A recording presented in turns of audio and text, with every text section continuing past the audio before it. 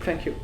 Thank you. My first question, with the announcement of a new gold cap in Legion, will you update as well the bid limit to 10 million on the black market auction house? And don't you think this will become even more elitist?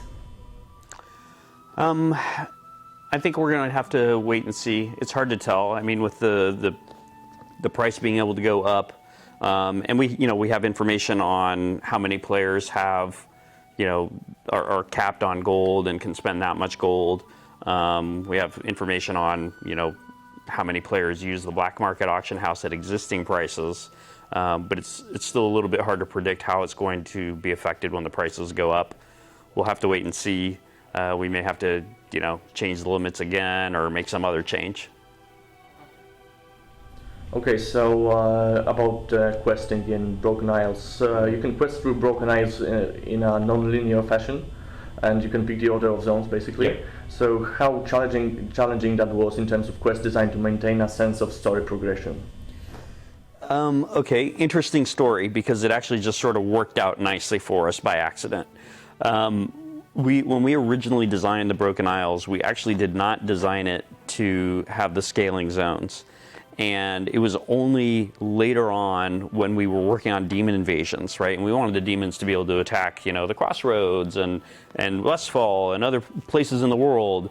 And we wanted players that were of the level that's appropriate for that zone to be able to participate and not just have the zone get completely shut down by this, high-level event that was taking place. And so we first designed the scaling tech to work for demon invasions. And it was only after that we had that working and we were testing it, and we're like, oh, this actually works really pretty well. And that we started to have this kind of idea of like, well, what would it look like if we used that tech in the Broken Isles? And immediately we're like, oh, well, it probably just completely wrecks the story and the progression. And then we started to think about it, and we were like, well, not really, because it doesn't, there's no, as it happens, the story was already designed in a way where they're all kind of independent stories about the pillar of creation that comes from that zone. And so it just sort of worked out that way, and we were able to apply it to the Broken Isles, and we play tested it internally, and it felt awesome. So we kind of got lucky on the story side of it. Okay. Time walking is one of the newer and most appreciated additions of the game. How that will be supported in the next expansion? Right. And any thoughts or details to share? Yeah, we do plan to continue to update time walking, although it's possible that that there will be a little bit of delay before the event actually comes around and is updated for Legion. But we do expect to continue to use it in the long run. We feel like it's a great system. It's really fun, especially after you've been running the new dungeons over and over and over. It's fun to be able to take a break and do the time walking. But I think that you don't really want it to happen the moment the new dungeons are available, because you don't want players to start thinking like, well, I really want to do the new content, but it's easier to do the content that I already know and to do the time walking. And so instead of doing new content, I'll just do old content because it's more rewarding. And then that won't feel good. So we have to keep that in mind. What was the biggest challenge during the creation of a new raid in Legion? The biggest challenge for what? Artistic or overall. Anything overall? Yes. Yeah. I'm sure it's different for different people on the team, but for me the biggest challenge was that it's a very feature-rich expansion. It has a lot of features, between the Demon Hunter and artifacts and world quests and scaling mythic dungeons and the new PvP honor system. There are an incredible number of features in this expansion, and just trying to get them all to fit together well and work nicely as a package has been a challenge because it's just very complicated. Thank you. Okay, so you've recently posted about one of the major technical updates in the game client, the increased draw distance. Is there any other technology upgrade on something that you've been working on behind the scenes that you would like to put in the spotlight? Yeah, certainly we've been doing some upgrading of like our shadow technology. And that's one that is going to happen in phases. There's also going to be some tech improvements to spellcasting combat that we'll start working on soon. So there are things that are planned. It's hard to say exactly what patch they'll land in and exactly when they'll happen, but they are things that we're actively working on right now. What changes to spellcasting combat? Can you elaborate a bit on that? A little bit, yeah. So I mean, we plan in the same way that we did updated melee combat animations to make the animations, feel more current, up to date, and explosive. Yeah, visceral. We want to do similar things with spellcasting. Yeah. Okay, with Legion, we will revisit many areas of the past content expansions. There are plans to improve the older world graphic. To improve the graphics? Yeah. Yeah, it's a lot like what I was saying to him, which was that we definitely always plan to do continual upgrades to the graphics. Obviously, as computers continue to get more powerful, we're able to create higher fidelity artwork. And then, of course, there's the engine stuff that we were just talking about, where we're planning to continue to upgrade the quality of the engine, better shadows, better spellcasting combat, etc., etc. You have already done some modification in the past in order to make formal raids more affordable for solo players. Can we expect something similar with Pandaria raid bosses like Galacross? Like, I'm not sure what types of upgrades you're talking about, sorry. For soloing the old content in the old content, in Pandaria. So that you don't have to have multiple players. Yeah.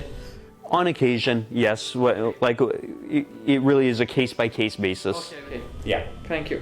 Okay. How do you expect the update cycle to work in Legion? Will your approach be closer to Warlords or Mists, for example? Much more similar to Mists of Pandaria in terms of the patch cycle. We definitely don't feel like we did enough patch content for Warlords. We feel like we want to have a better pace of patching in Legion and also just more of it. And so we have a patch plan that we're really excited about. We're not really ready to talk about it yet. But soon, as Warlords is getting closer to launching, we'll start to talk about patch 7.1, which should come out pretty quickly. Like once Warlords is launching, we should have patch 1 on the PTR very quickly after that. It'll include the patch content in general will include both outdoor world content, dungeons, raids, all of it. Okay, perfect. About patch, there will be a new major patch for Legion maybe during BlizzCon 2016? It's very hard to predict the dates. Certainly, with the game launching in October, it doesn't leave a lot of time before BlizzCon, but we do plan to have patch 7.1 on the PTR very quickly after launch, and so it's possible that it would be right in that time frame of, like, it could be a little bit before BlizzCon, it could be a little bit afterwards, but somewhere in that general area, hopefully. Okay. Are you looking to have Legion's launch when open after 1 week like Mist of Pandaria, or 3 weeks like World of Dino? The Legion invasions, the pre-launch? The unlock of the first raid. Oh, the unlock of the first raid. Sorry, I thought you said invasions. We expect them to work more like Warlords. Also, specifically in that we actually want to space apart the Nightmare raid and the Suramar raid a little bit more than we did in Warlords. And then part of that is because we want to do more with dungeons as a major part of the end game, and we want to make sure that dungeons have a little bit more time to shine, and that's why we also have the mythic progression in dungeons. It won't be long before you could do both raids and mythic dungeons together, and you can just kind of pick and choose whatever it is that you want to do. But dungeons will have a little bit more time to shine. Okay. Okay, so can you talk a little bit about the mechanic of the Legion pre-event? Some data mines would suggest similarities to the Wrath of the Lich King zombie invasion, but there are some safeguards mined there that some people are afraid are going to effectively kill the fun. So can you elaborate on that? Well, you know, we don't want to have too many safeguards that kill the fun. We want to make sure that that safeguards are only there in order to make sure people can have fun. Certainly, there are aspects of the Legion invasions that are, you know, inspired by the Scourge invasions that we did before Lich King, and we can expect to see a staged rollout, right? So it won't all happen at the same time. When the 7.0 patch first goes live, at first it'll just have, you know, the transmog changes, class changes, and then only like a week or a couple weeks after that will we start to unlock things like the Legion invasions, the Demon Hunter, the Broken Shore, that sort of stuff. Okay, Legion will be, without many doubts, the most friendly expansion for the new players. What will be the introducing experience for the boosted players? Right. So we feel like we've made a significant improvement to the boosting experience over Warlords. With Warlords, when you boosted your character, we started off with a couple of spells, but we didn't tell you anything about how to use them or what to do with your character when you immediately start questing in Warlords in Tanan Jungle. And we got a lot of feedback for some players that it was hard for them to learn how to use those first couple of abilities because, you know, they were immediately having to fight stuff that was kind of hard. And so with Legion, you actually will, whenever you boost a character, you play through a little tutorial experience. So we teach you spells, one spell at a time. You know, we give you a kind of a training environment for you to learn how to use that spell. We actually explain how the spell is used and what it's good for. And so you use those spells, you learn all of your core kind of combat mechanics during that tutorial, and then you start your normal questing. I think that's the last time. Sorry, because already. Okay, they're screaming outside. Okay. Okay. Thank you very much. Thank you very much.